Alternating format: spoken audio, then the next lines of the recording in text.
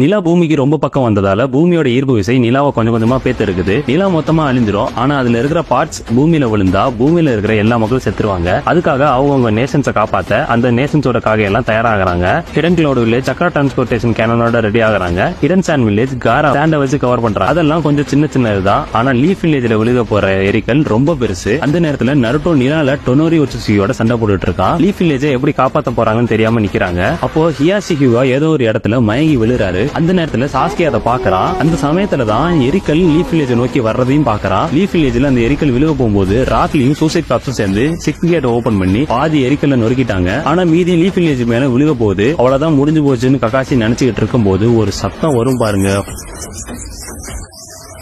அந்த சத்தம் தான் சிடோரியோடது. ஒரே அடிதான் சிடோரிய வச்சு மொத்த எரிக்கல்லையும் தூள் தூளா ஆக்கிடுவான். சிடோரியோட அந்த சத்தம் கேட்கும் போது ஒரு கூஸ்பம்ஸ் வரும் பாருங்க. அப்ப சாஸ்கே சொல்லுவான், அவன் இங்க இல்லன்னா இந்த லீஃப் வில்லேஜ்